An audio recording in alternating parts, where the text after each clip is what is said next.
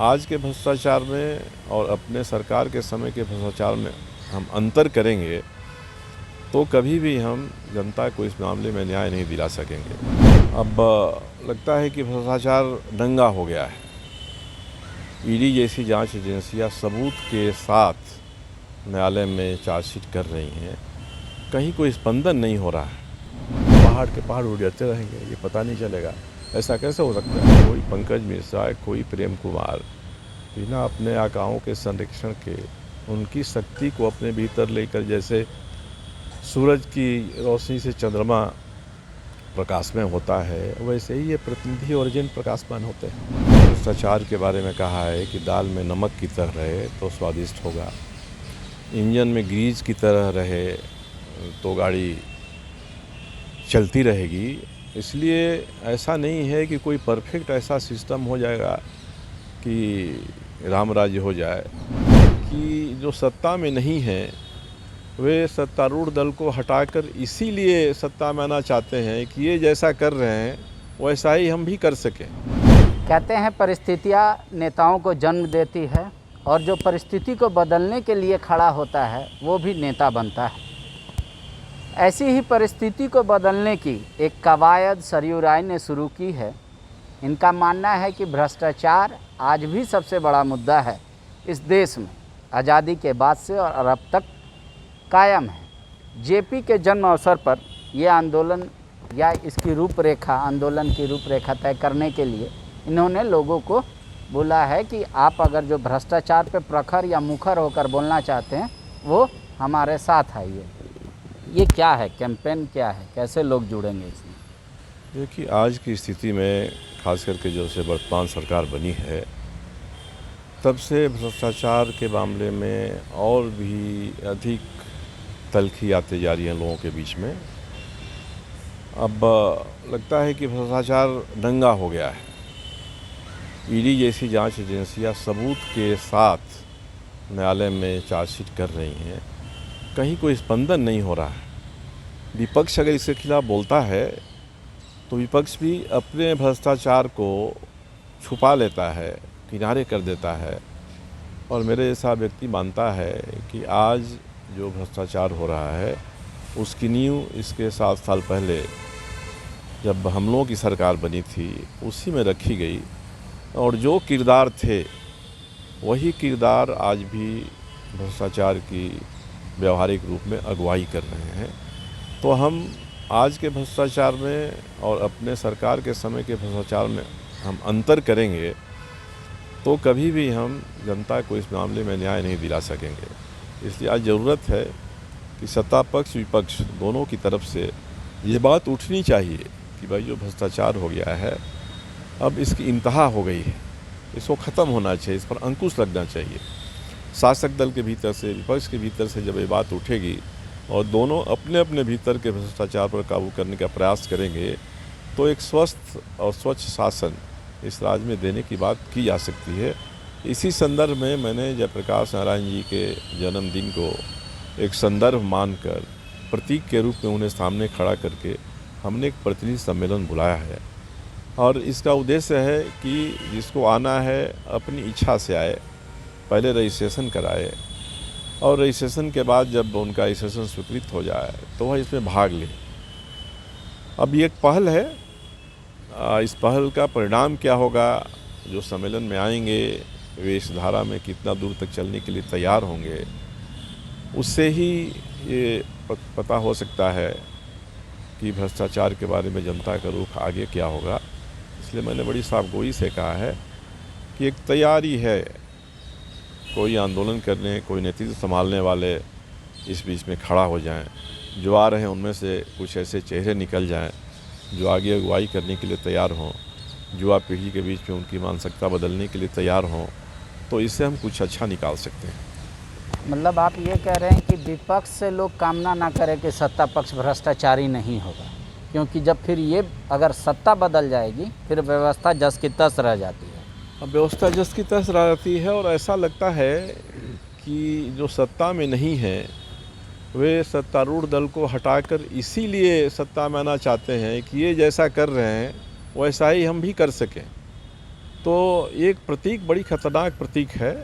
जो विपक्ष है उसको पहले अपने भीतर सफाई करनी चाहिए और अपने भीतर नया नेतृत्व, स्वच्छ नेतृत्व उभारना चाहिए और सत्ता पर इसके भीतर से भी ऐसी आवाज़ उठनी चाहिए कि आखिर ऐसा कब तक चलेगा, कितनी दूर तक चलेगा।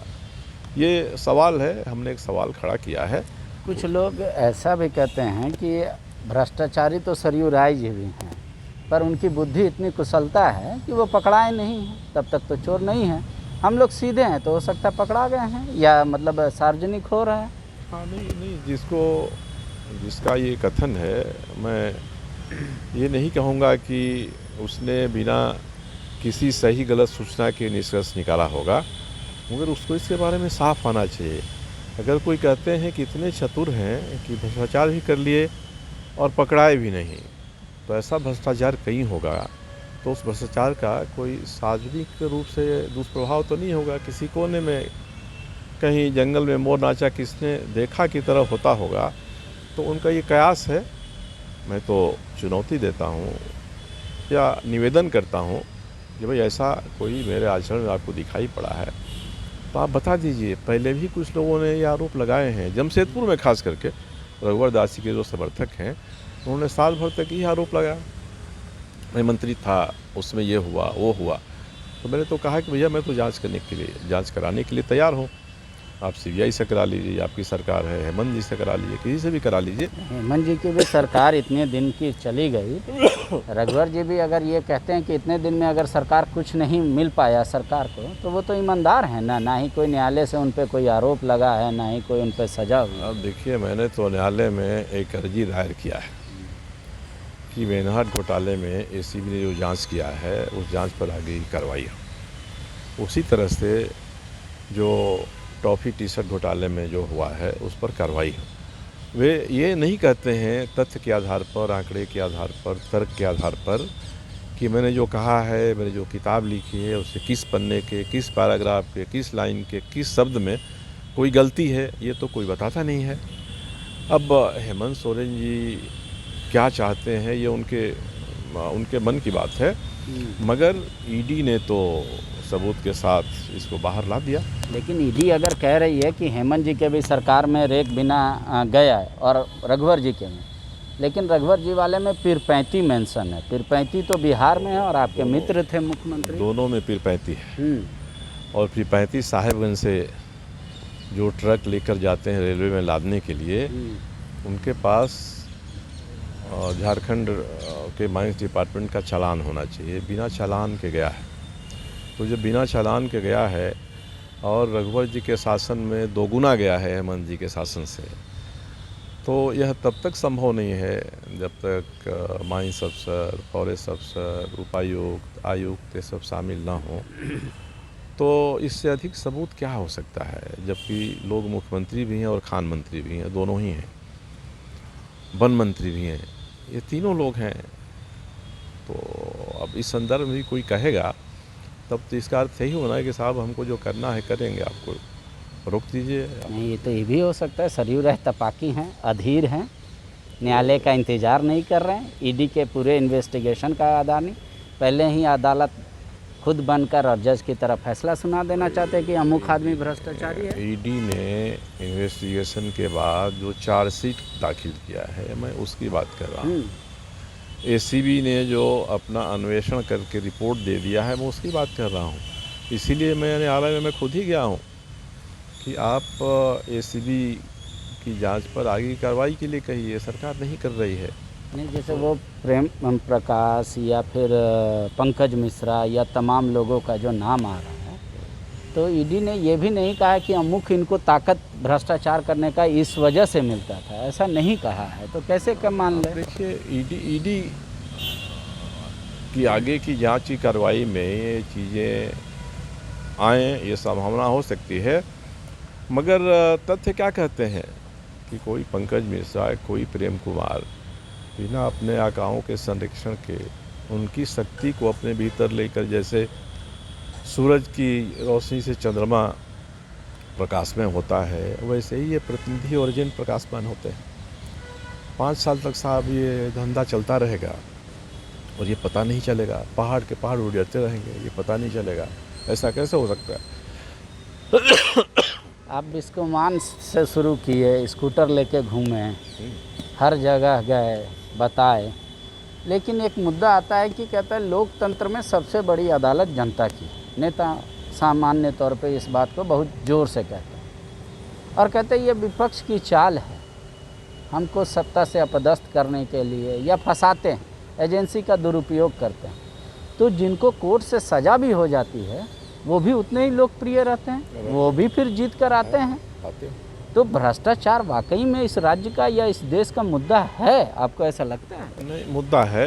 अगर पर्याप्त जन शिक्षण हो और जो राजनीतिक दल शासन में आने के लिए प्रयास करते हैं, चुनाव आयोग उनको नियंत्रित करके उनको जन शिक्षण करने के लिए भी कहे, तो जनता का दिमाग बदलता है। आंदोलनों के बाद जनता का दिमाग बदला है। इसलिए जनता का जो विवेक है वह कई परिस्थितियों पर निर्भर करता है।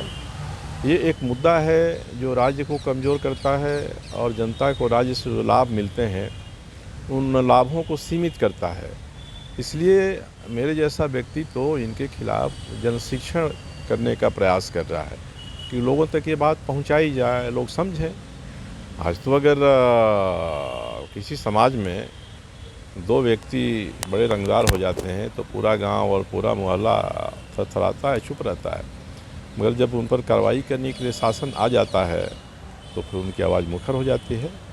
इसलिए इस संदर्भ में ही नियम कानून संविधान के अंदर जो प्रावधान हैं वे प्रावधान ही इजाज़त देते हैं कि इस तरह का जन शिक्षण होना चाहिए और उन प्रावधानों की अवहेलना, उनका उल्लंघन ही भ्रष्टाचार का कारण बनता है। तो जो उल्लंघन कर रहे हैं ये समझें कि हम उल्लंघन करेंगे साहब, कोई क्या करेगा।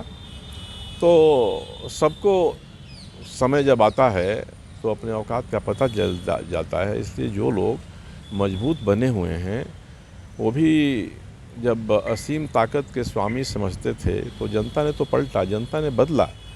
समीकरण बदलते हैं, इससे निरंतर चलने वाली प्रक्रिया है। इसमें अगर कोई निराश हो जाएगा, निराश होकर बैठ जाएगा, तब तो आगे पतवार थामने वाला कोई मिलेगा नहीं। मेरा प्रयास जन शिक्षण का है, इसमें से नया नेतृत्व उभर सकता है, लोग आगे इस बात को बढ़ा सकते हैं, समूह के रूप में सामने आ सकते हैं।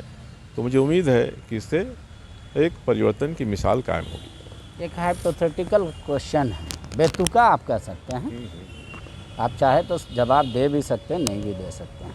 सामान्य तौर पे अगर मैंने आपको वोट देकर जिताया है तो मेरी भी कुछ आकांक्षाएं रहती हैं, सामाजिक स्तर से लेकर व्यक्तिगत स्तर से, और जब आप उसकी पूर्ति करते हैं तो आप मेरी नज़र में 1 नंबर होते हैं।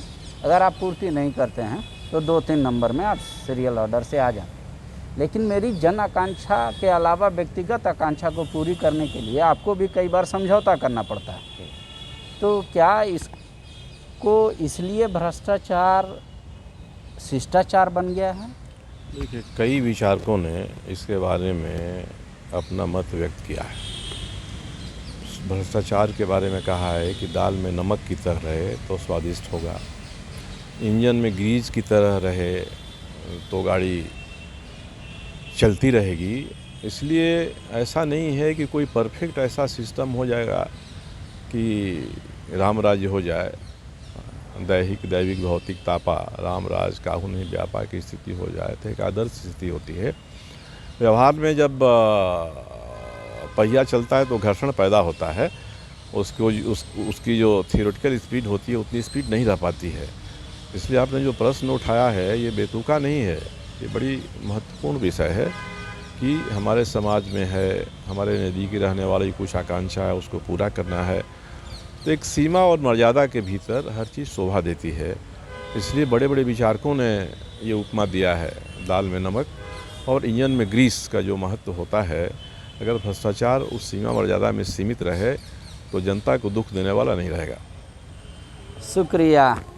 ये कह रहे हैं कि कोई हम मतलब राम राज की परिकल्पना करने के लिए ये इस तरीके का आंदोलन या संघ नहीं बनाना चाहते, बस एक आदर्श स्थिति लाना चाहते हैं जहां दाल में जितना नमक होता है उस हद तक अगर भ्रष्टाचार भी रहेगा तो भी इस समाज का भला होगा, उससे कम या बेसी में थोड़ा दिक्कत तो होता ही है। शुक्रिया। विवेकानंद विद्या मंदिर स्कूल एक CBSE affiliated English medium coed school है। हम शिक्षा के साथ संस्कार देते हैं। thefollowup.in. Like, share, and subscribe. www.thefollowup.in